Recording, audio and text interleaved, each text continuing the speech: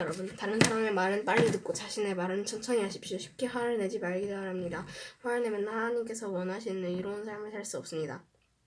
그러므로 여러분의 삶 가운데 악한 것과 잘못된 일 모두 없애버리십시오. 여러분의 마음에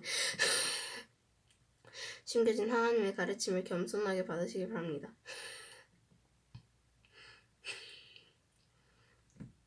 이는 여러분의 영혼을 구원한 가르침입니다. 하나님께서 가르쳐 주시는 대로 행동하십시오. 듣기만 하고 행하지 않는 사람이 되어서는 안 됩니다. 앉아서 듣기만 한다면 그것은 자신을 속이는 것입니다. 하나님의 가르침을 듣고 아무것도 행하지 않는 사람은 거울을 들여다보고 있는 사람과 같습니다.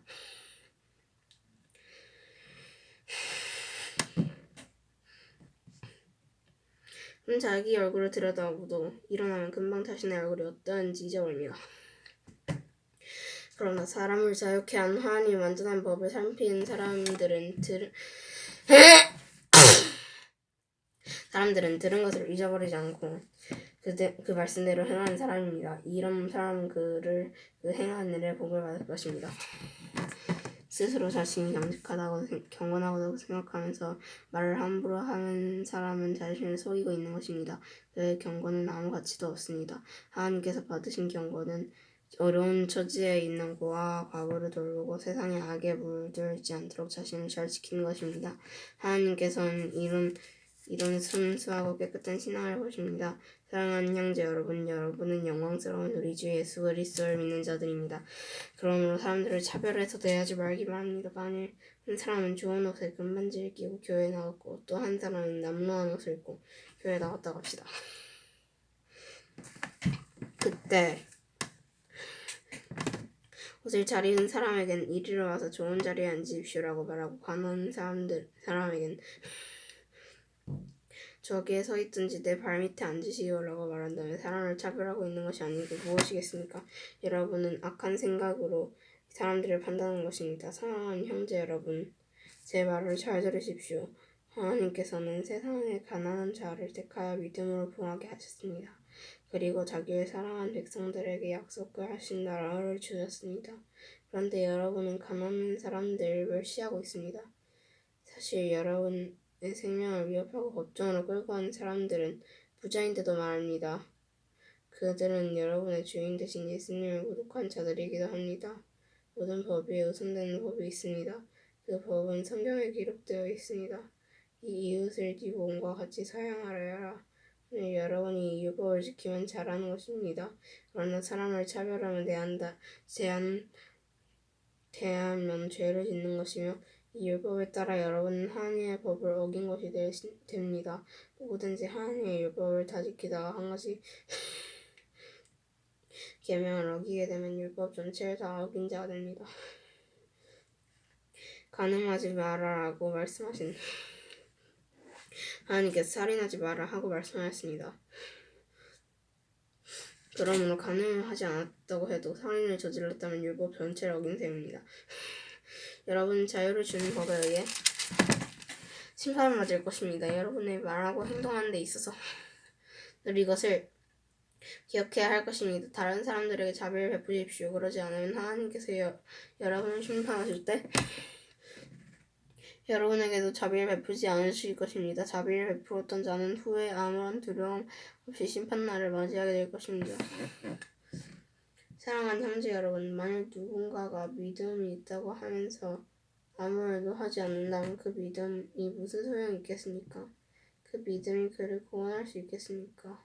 그리스도 안에서 한 형제 자매가 된 사람이 옷이나 먹을 것이 필요할 때 하나님께서 은혜를 베푸시기를 몸을 따뜻하게 하고 먹을 것을 좀 많이 드십시오라고 말하고 그 사람에게 필요한 것을 주지 않는다면 그런 말은 아무 도움이 되지 않을 것입니다. 믿음도 마찬가지예요. 행동이 따르지 않는 믿음은 죽은 믿음입니다. 이렇게 말하는 사람도 있을 것입니다. 당신은 믿음이 있고 나에겐 행동이 있습니다. 행동이 따르지 않는 당신의 믿음을 보여주십시오. 난 행동으로 나의 믿음을 보여주겠습니다. 여러분, 하나님이 한 분이신 것을 믿음이 잘하는 일입니다. 귀신들도 그것을 믿으며 들어서 떱니다. 어리석은 여러분, 행함이 따르지 않는 믿음은 아무 쓸모도 없는 것을 모르겠습니까? 우리 조상 아브라함은 그의 아들 이삭을 제단에 바침으로써 그가 행한 일로 의롭다 하심을 받았습니다. 이렇게 그의 믿음은 행함이 함께 따랐으며 그의 행동으로 믿음이 완전하게 되었습니다. 아브라함이 하나님을 믿었고 하나님께서는 그 믿음을 받으셨으며 그 믿음으로 하나님께 의롭다 하심을 받았다라는 성경 말씀의 의미가 무엇인지 이제는 알 수 있을 것입니다.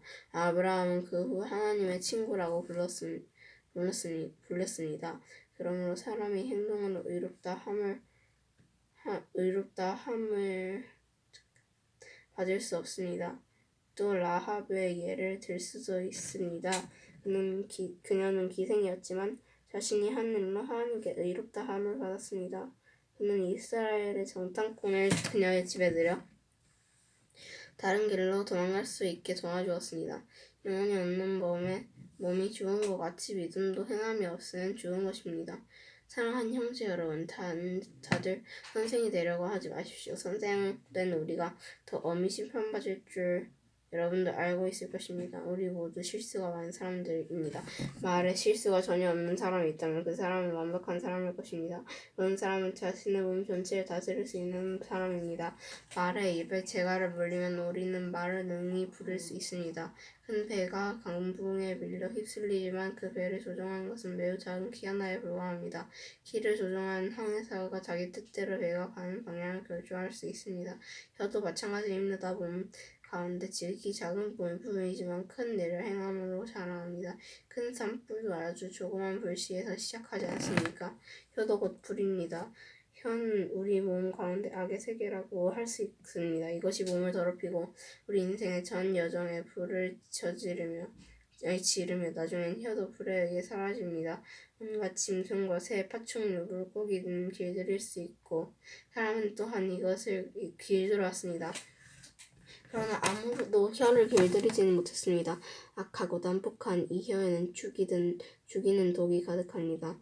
우리는 우리의 혀로 우리 주님과 하늘에 계신 아버지를 찬양합니다. 그러나 이것으로 하나님의 형상대로 지음받은 사람들을 저주하기도 합니다. 찬송과 저주가 한 입에서 나오고 있습니다. 형제 여러분, 이런 일이 있어서는 안 될 것입니다. 한 샘에서 단물과 쓴물이 같이 나오는 것을 보았습니까? 형제 여러분, 무화과나무가 올리브 열매를 맺거나 포도나무에 무화과가 열리는 것을 보았습니까? 그럴 수는 없어요. 짠물이 난 샘에서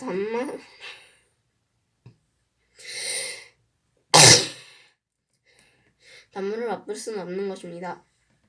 여러분 가운데 참는 지혜가 있고 총명한 사람이 누구입니까? 그는 올바른 삶을 통해 겸손함으로 자신의 지혜를 보여야 할 것입니다. 그러나 마음속에 이기심과 시기심이 있다면 자랑하지 마십시오. 오히려 그 자랑은 진리를 숨기는 거짓말이 될 것이기 때문입니다. 그런 지혜는 분명히 하나님께로부터 온 것이 아닙니다. 그것은 세상의 지혜이며 영적인 것도 아니고 마귀에게서 온 것입니다. 시기심과 이기심이 있는 곳에는 혼란과 온갖 악한 일이 있을 뿐입니다. 하나님께로부터 온 지혜는 첫째 성결합니다. 그리고 평화가 있고 양순하며 즐겁습니다. 또한 어려움에 빠진 자들을 돕고 다른 사람을 위해 선한 일을 하려 했습니다. 늘 공평하며 정직합니다. 평화를 위해 힘쓴 자들은 그들의 의로운 삶으로 좋은 열매를 맺게 될 것입니다. 여러분 가운데 싸움과 다툼이 일어난 원인이 무엇인지 아십니까? 그것은 바로 여러분 속에 분쟁을 일으킨 이기적인 욕망에서 비롯된 것입니다. 원하는 마음은 있는데 갖지 못하다 보니 다른 사람을 죽이기도 하고 시기하기도 합니다. 하지만 여전히 원하는 바를 얻지 못하니 다투고 있습니다. 여러분이 원하는 바를 얻지 못하는 까닭은 하나님께 구하지 않기 때문입니다. 아멘.